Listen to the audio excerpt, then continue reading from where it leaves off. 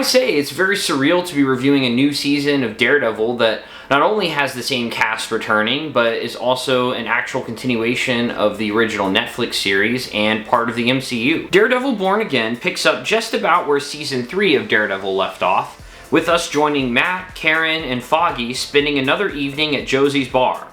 Unfortunately, the trio has a falling out of sorts, and they go their separate ways, with Matt deciding to stop being Daredevil. Meanwhile, Wilson Fisk makes an attempt at being a legitimate law-abiding citizen in order to run for mayor of New York City.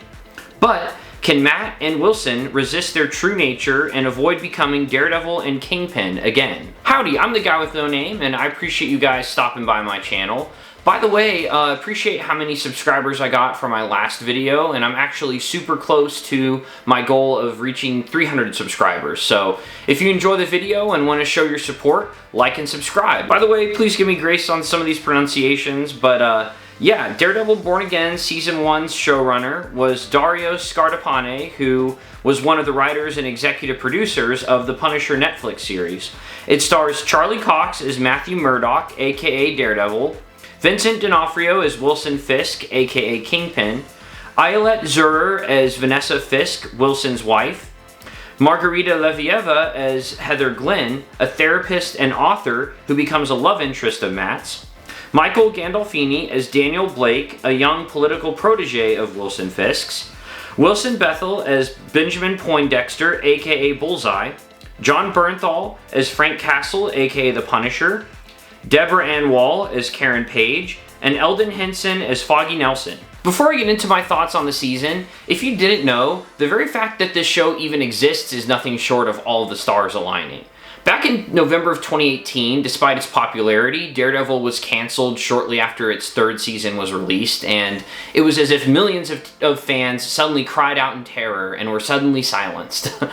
But then about 2 to 3 years later, Marvel miraculously decided to bring back Charlie Cox and Vincent D'Onofrio to reprise their roles, though it was strongly hinted they weren't playing the exact same characters from the Netflix series. And then in 2022, Disney said they were going to make a Daredevil season new series for Disney+, but it would not be connected to the Netflix series.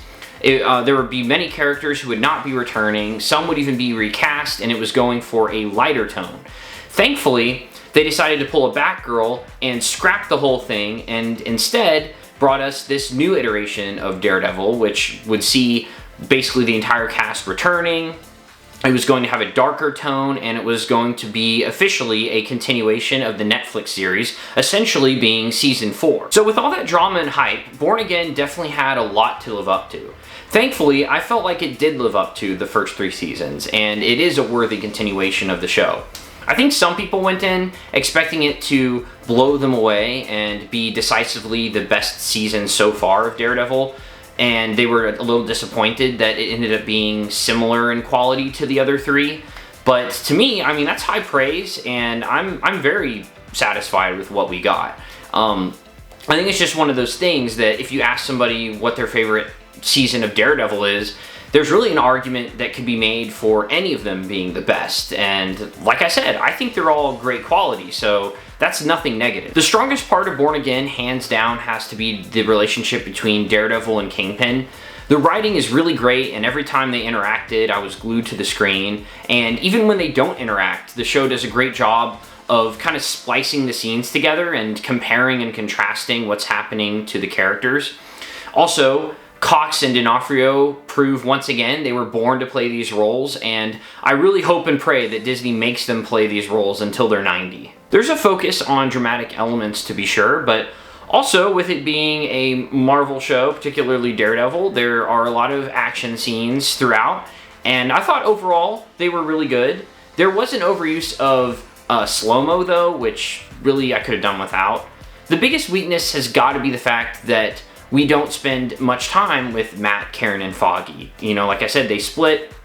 Matt goes his own way. There are new characters who are introduced, and they're fine, but you really feel that vacuum of Foggy and Karen not being integral parts of the show. Oh, and I'd be remiss if I didn't talk about one of the villains, Muse. He was super creepy and a good villain at the end of the day, though I did find him to be underused. To sum it up, Daredevil Born Again was a worthy successor to the Netflix series, and I enjoyed it quite a bit. It wasn't perfect or anything, and it didn't blow me away, but it's definitely one of the best Disney Plus Marvel series, if not the best, and it's got me really excited for the upcoming Punisher special and Born Again Season 2. Overall, it's a great series that has some serious true grit. So if you're on the fence about watching Daredevil Born Again, I say definitely give it a shot.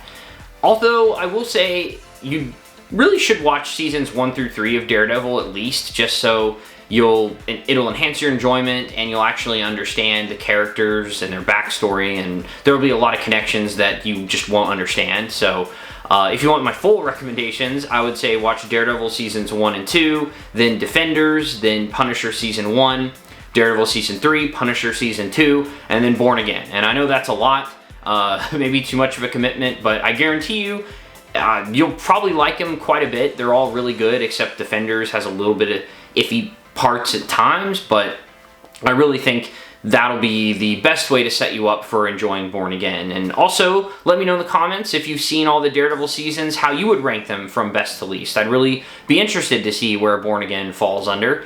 I appreciate you guys watching. If you want to watch my other content, I got a review of The Accountant 2 up. But yeah, you guys are awesome, and until the next one, bye-bye.